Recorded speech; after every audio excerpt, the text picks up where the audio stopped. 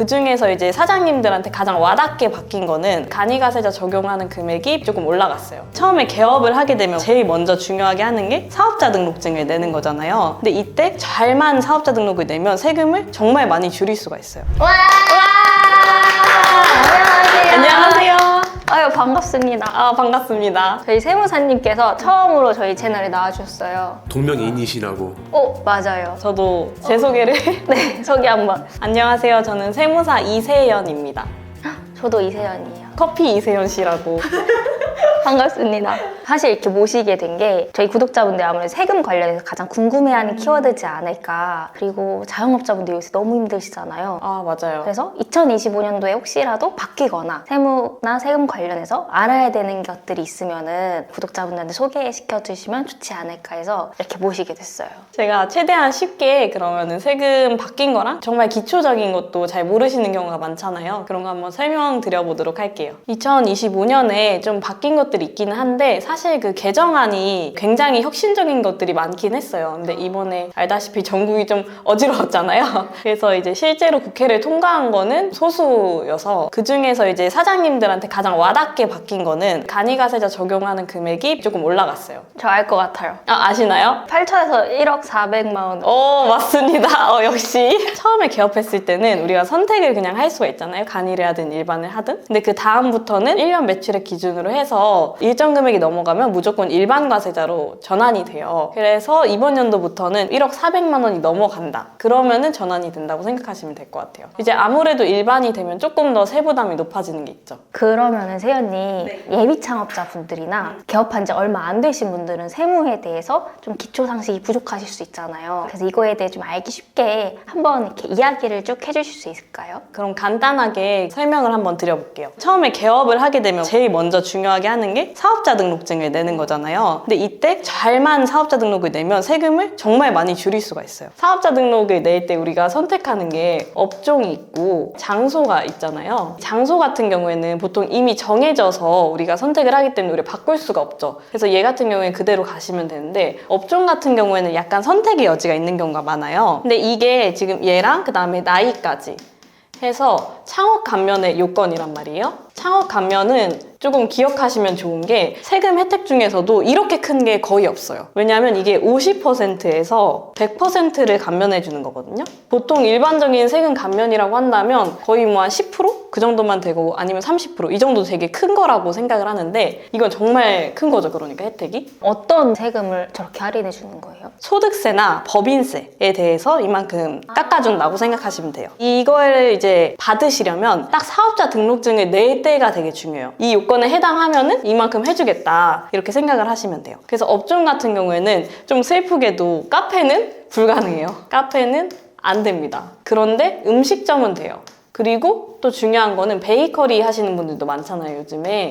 베이커리는 가능해요. 만약에 카페만 하신다 그러면 선택의 여지가 없지만 만약에 카페랑 베이커리를 같이 하신다 이런 경우에는 처음에 등록을 할 때 베이커리랑 카페 이렇게 같이 내는 게 되게 좋죠. 카페에서 커피가 좀 더 주로 파는 곳 같은 경우에는 그런 경우에는 아무래도 같이 일단 내시고 잘 그 세팅을 해놓는다고 하면은 베이커리만큼은 할인을 받을 수가 있어요. 그리고 지역 같은 경우에도 조금 중요하긴 한데 예를 들어서 우리가 수도권에서는 청년은 50%, 그 다음에 일반은 없거든요. 청년이 아닌 분들은 혜택이 없어요. 청년이라고 한다면 34세 만으로 미만을 생각하시면 돼요. 저희 요새는 39세까지를 청년이라 하는데 그런 경우도 많죠. 근데 아직은 개정이 안 돼서 이게 개정이 될 수도 있을 것 같아요. 만약에 군대 다녀오신 남자분들은 군대 기간 빼줘요. 다행이다. 36세까지도 좀 된다는 참고해 주시면 될 것 같고요. 그리고 수도권 외 지역에서는 청년은 100%, 청년 아니면 50% 감면이 되는 거죠. 굉장히 파워풀하죠. 100%라고 한다면. 수도권 외 지역에 특별하게 송도라든지 국제업무지구라고 해서 그런 것들이 포함이 돼요. 그래서 이런 곳에서 이제 사업자를 내는 경우에는 아무래도 100% 감면이 가능한 거죠. 그래서 이런 거를 알아두시고 제일 중요한 거는 사실 나머지는 바꿀 수 없는 경우가 많아요. 내 나이 못 바꾸고 장소도 사실 바꾸기 힘들잖아요. 그래서 이 업종을 선택할 때 처음에 그 사업자 등록증 낼 때 그 업종만 가능하기 때문에 나중에 추가 추가하고 이런 건 안 되거든요. 그래서 이것만 잘 선택하셔가지고 사업자 등록증을 내셔라. 근데 이게 굉장히 좋아서 꼭 받을 수 있으면 꼭 챙기셔야 되는 것 중에 하나예요. 오, 알겠습니다. 그러면은 처음에 창업하신 분들은 세금 신고를 언제 하는지를 헷갈려 하시는 분들이 많거든요. 그 주기에 대해서 한번 설명해 주시면 좋을 것 같아요. 저희가 처음에 이제 창업하면은 세금을 뭔가 내야 된다고 하는데 뭔지 모르잖아요. 그래서 가장 중요하게 내는 것들 시기별로 살짝씩 해볼게요. 예를 들어서 여기 1월이죠? 1월이고 6월 이렇게 해볼게요. 6월, 12월 이렇게 있으면 우리가 1년간의 신고에 대해서 25년 먼저 1월에 되게 중요한 신고가 하나 있어요. 1월에 바로 부가가치세, 부가세 확정신고가 있는데 이때는 거의 모든 사업자들이 다 신고를 하셔야 돼요. 그래서 24년도 전년도 거 있죠. 24년도 거를 이때 1월 25일까지 신고를 해야 되는 거예요. 간이든 일반이든 전부 다 신고를 하셔야 돼요. 그래서 이게 가장 중요하고 2월에는 이제 직원이 있는 사장님들이 해당이 되는데 연말정산이라고 하잖아요. 그거를 이제 사장님이 해줘야 하는 의무가 있어요. 그래서 이것도 이제 보통 세무사님들한테 맡겨서 진행을 또 하시죠. 2월에. 그리고 면세사업자인 분들이 있어요. 면세사업자 현황신고 같은 거를 이때 진행을 합니다. 왜냐면 부가세가 면세되는 거거든요. 다른 사람들 이때 신고를 했잖아요. 근데 나는 신고를 안 하면은 얼마를 벌었는지 알 수가 없으니까 2월에 이렇게 또 신고를 해요. 면세니까. 네. 그쵸. 그 다음에 3월에 또 중요한 신고가 있어요. 3월에는 조금 큰 사업을 하시는 사람들을 위해서 법인세 신고를 이때까지 하셔야 합니다. 그래서 이것도 마찬가지로 24년도 법인세를 이때 한 번에 정리해서 신고를 하시는 거예요. 그리고 나서 이제 4월에는 부가세 예정 신고가 있어요. 부가세가 제일 자주 있죠. 부가세 예정 신고가 있는데 예정 신고 같은 경우에는 여기 이렇게 이거에 대해서 하는 거예요. 4월 25일까지. 근데 개인이나 간이과세자들은 거의 안 하고 법인만 한다고 생각하시면 돼요. 그래서 이거는 많이 접하지는 못하실 거예요. 그리고 5월이 되면 이제 가장 중요한 신고가 있죠. 종소세. 그렇죠. 종소세. 이건 잘 아시네요. 저도 사업합니다.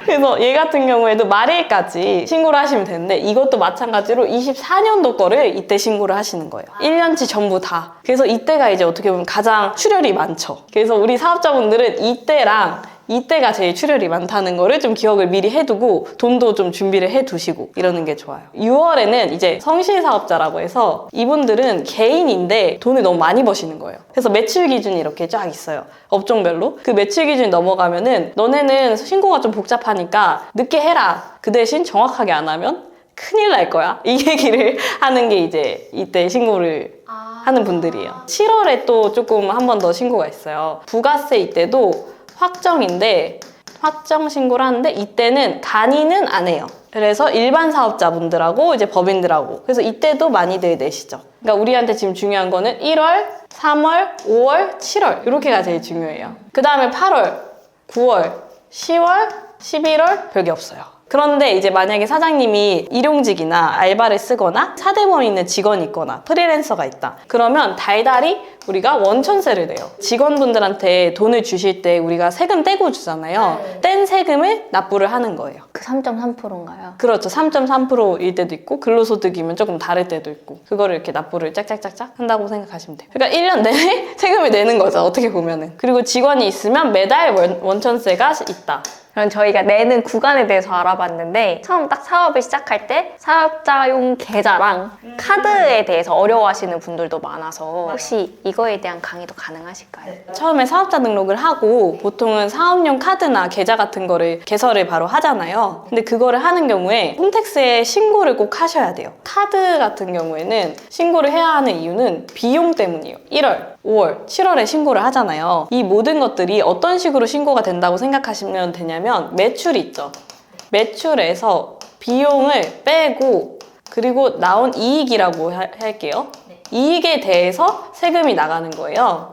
그럼 우리가 세금을 줄이고 싶으면 이 비용은 커져야 되고 매출을 그렇다고 줄일 수는 없잖아요. 이거는 이제 그냥 그대로 가야겠죠. 그래서 비용을 높여야 되는데 이 비용을 높이려면 우리가 보통 비용 쓸 때 요즘에는 거의 카드로 쓰잖아요. 카드 비용을 잘 챙겨야 돼요. 이 비용을 잘 챙기려면 홈택스에 신고를 미리 해놓으셔야 돼요. 그래야지 이게 전자로 다 들어와서 세무사에게 신고하면은 세무사가 이걸 확인을 해줄 수가 있고 본인이 직접 홈택스에서 하는 경우에도 그게 다 따라 들어오거든요. 그래서 꼭 카드 등록을 해주시라고 하고 있습니다. 개인 사업자도 사업자용 카드랑 개인으로 사용하는 카드 있잖아요. 이런 거에 대한 크게 구별이 있나요? 보통은 그게 해야 하는 게 원칙인데 사실상 구별 없이 사용하는 경우도 많기는 해요. 근데 그걸 해놓으면 비용 처리하기가 훨씬 수월하겠죠. 만약에 혜택 같은 것 때문에 그러시면은 사업자용 카드만 등록할 수 있는 건 아니고 본인 명의의 카드는 다 등록할 수가 있어요. 개인 명의로 하더라도 내 명의기만 하면 돼요. 저는 근데 사실 그냥 다 등록하라고 말씀드려요. 또 중요한 거는 계좌 등록이에요.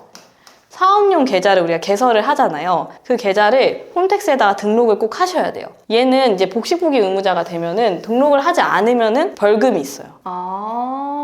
그래서 이 벌금이 나오는지 모르고 그냥 놓치시는 분들이 많아요. 왜냐하면 복식부기 의무자가 내가 언제 됐는지 일반인 분들은 알 수가 없잖아요, 사실상. 이제 내가 어느 정도 벌어. 그런 사람들은 제대로 신고를 해야겠죠. 그 의무가 있는 분들이 이제 복식부기 의무자라고 하는데 그것도 매출액 기준으로 나가거든요. 그래서 이분들은 계좌를 꼭 신고를 해주셔야 돼요. 근데 문제가 뭐냐면 내가 그걸 넘었는지 신고할 때가 돼서 알아요. 근데 이때 돼서 알면 우리 24년은 지났잖아요. 그럼 벌금은 이미 나오는 거예요. 그렇기 때문에 그냥 사업자를 냈다? 계좌가 있다? 그러면 그냥 등록하는 거를 저는 추천해 드려요. 자영업자분들이 제일 힘들어하는 게 직원 급여잖아요. 원천징수랑 4대 보험 이런 거에 대한 중요성, 또 뭘 알아야 될지. 우리가 보통 고용할 때 두 가지 형태 중에서 제일 많이 고민하세요. 프리랜서로 할지 아니면 4대 보험이 있는 진짜 직원으로 고용을 할지. 우리 프리랜서 하면은 떠오르는 게 좀 있잖아요. 뭐가 떠오르세요? 3.3%. 맞아요. 역시 사장님은 다르네요. 보통 일반 사람들은 프리랜서? 막 약간 자유롭게 막 약간 이런 거 뭔지 알죠? 네, 맞아요. 사장님은 다르네요. 3.3%라고도 많이 하고 이게 이제 공제되는 세금이에요. 우리가 생각하는 것처럼 프리랜서 같은 경우에는 직장에 속하는 게 아니라 그때그때 뭐 프로젝트성으로 아니면 외주를 준다든지 이런 사람들의 원래는 원칙적으로 프리랜서라고 한다고 생각하시면 돼요. 탄력적 근무 형태. 그렇죠. 기본적으로 탄력적으로 근무를 할 수 있고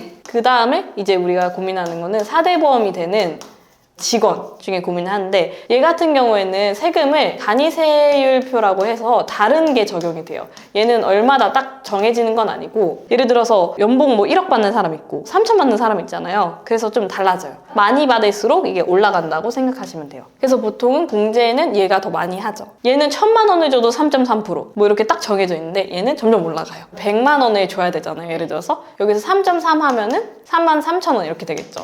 이 금액이 커진다는 거죠. 예를 들어서 100만 원을 주면은 얘는 뭐 한 정확하게 알 수 없지만 지금 뭐 한 15 정도 빼줘야 된다는 거죠. 그러면은 얘는 훨씬 적게 받을 거 아니에요. 얘는 뭐 96만 7천 원 받는다고 하면은 얘는 85만 원. 그러니까 직원 입장에서는 이거를 좀 더 선호할 수도 있죠. 왜냐면 당장 들어오는 돈이 크니까. 그럼 사장님 입장에서는 어떤 걸 좀 더 선호해요? 사장님 입장에서도 이거를 조금 더 선호를 하시는 게 이거를 당장 원천세로 또 내야 되잖아요. 그러면은 금액이 또 커지기도 하고 또 중요한 게 하나 있어요. 바로 4대 보험인데 프리랜서 같은 경우에 내 직원이 아니죠. 그렇기 때문에 4대 보험을 가입시켜줄 의무가 없어요. 근데 이분들은 내 직원이에요. 그러니까 4대 보험을 무조건 가입을 시켜야 돼요. 근데 이게 급여의 한 20% 정도 된다고 생각을 하시면 돼요. 근데 여기서 조금 주의하셔야 될 점이 사장님들이 첫 직원을 고용하실 때 주의를 하셔야 돼요. 왜냐면 고용을 딱 시작하면은 우리는 고용을 하는 사업장이다 이래가지고 4대 보험 쪽에다가 등록을 해야 돼요. 그렇게 되면은 이 사장님 있죠. 그리고 여기 직원이 이렇게 있을 거 아니에요. 직원이 예를 들어서 월급을 200만 원을 받아가요. 그쪽 입장에서는 그럼 사장님도 최소 200은 받겠지 라고 생각을 하는 거예요. 그래서 여기에다가 20% 해가지고 4대 보험이 나오고 사장님도 여기에 20%에서 4대 보험이 나와요. 그래서 처음에 딱 고용을 하는 순간 4대 보험 부담이 엄청 커지죠. 그러면은 20% 하면 얼마죠? 40만 원이죠. 그러면 본인 사장님도 40만 원.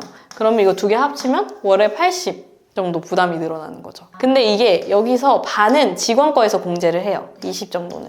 나머지 20은 사장님이 부담을 해요. 근데 사장님 본인 거는 뭐 공제받아도 내 거잖아요. 그러니까 그러니까 실제 부담은 60 정도가 늘어난다고 생각하시면 돼요. 그래서 이것 때문에 이걸로 많이 하시는데, 근데 문제가 프리랜서가 아닌데 프리랜서로 고용을 하시는 분들이 있어요. 이런 경우에 이제 노동청에 신고를 하면은 문제가 되죠. 크게. 문제가 언제 생기냐면 직원이 퇴직금을 받고 싶을 때 노동청에 가서 나 원래 사대보험인데 왜 나 퇴직금 안 줘? 왜냐면 여긴 퇴직금 줄 의무가 없어요. 내 직원이 아니잖아요. 근데 여긴 퇴직금 무조건 줘야 되거든요. 그래서 직원이 달라 그러니까 사장님 너 이걸로 신고했잖아. 퇴직금 내놔. 이러면서 이제 노동청에 가는 거죠. 그러면 노동청은 법적으로 보면 이거잖아요. 너 그러면 그동안 안 낸 거 보험료 다 내고 그리고 퇴직금도 줘라. 이렇게 됩니다. 그래서 진짜 주의를 하셔야 돼요. 우리가 이렇게 힘들잖아요. 그래서 사장님들을 위해서 세금 절감 제도나 그래도 공제 혜택이 있다. 크게 한 3가지만 딱 설명을 드릴게요. 일단 첫 번째는 고용 많이 하라고 그러잖아요. 요즘에 사대보험 지원해주는 게 있어요. 두루누리 지원금 이거거든요.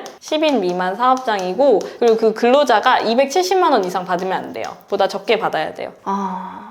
이런 경우에는 80%를 지원을 해줘요. 그 사대보험 되게 크죠. 그래서 이거는 신청을 하면은 그 다음에 또 나오고 뭐 이런 식으로 되는 거라서 신청을 꼭 해보시는 걸 추천을 드려요. 그 다음에 얘는 이제 세금 혜택이 하나 있는데 고용증대 세액공제라고 있어요. 고용을 증대하면은 세액 공제를 해주겠다. 청년 같은 경우에는 한 명당 1,500까지도 가능하고요. 그리고 일반적인 사람은 뭐 한 800 정도. 지역마다 또 좀 달라요. 그래서 한 명 고용이 늘면은 이만큼을 세금에서 빼주는 거예요. 그리고 이제 하나 더. 노란우산 공제 되게 많이 들어보셨을 거예요. 우리가 일반 개인 사업을 하시다가 폐업을 하면은 돈도 없고 아무것도 없는 경우가 너무 많잖아요. 이때 이 사람들이 그럼 퇴직금도 못 받잖아요. 일반 그냥 직장 다닌다 퇴직하면은 퇴직금이라도 받는데 이런 거를 막기 위해서 나라에서 하는 거예요. 퇴직금조로 미리 적립을 해라. 그러면 우리가 너네가 폐업하거나 뭐 이런 일들이 있을 때 돌려줄게. 이런 건데 아무도 안 하는 거예요. 그래서 이제 혜택을 주는 거죠. 세금 혜택을 주는 건데 적게는 200만 원에서 많게는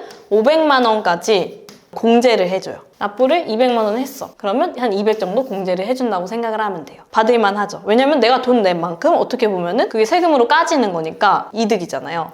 내 돈은 그대로 있는. 내 돈은 어차피 나중에 내가 또 받을 건데. 근데 이거는 주의할 점이 아무 때나 해지할 순 없어요. 사업을 그만하거나 이게 보험 같은 성격이라서 그런 요건을 만족해야지 해지하고 내가 돌려받을 수가 있어요. 하나 더 있는데 여러분들이 잘 놓치는 거예요. 청첩장이나 부고 같은 거 있을 때 우리가 항상 이렇게 돈 보내잖아요. 이것도 비용 처리가 가능해요. 전부 다 되는 건 아니고 한도가 있는데 1,800에서 3,600 정도 생각하시면 되거든요. 그래서 이것들을 잘 모아가지고 세무사님한테 보내주시거나 직접 신고하신 경우에 잘 모아놓고 있으면은 그만큼 이제 공제가 돼요. 근데 모든 게 다 되는 건 아니고 한 번당 20만 원까지 됩니다. 근데 이게 영수증 같은 거 못 받잖아요.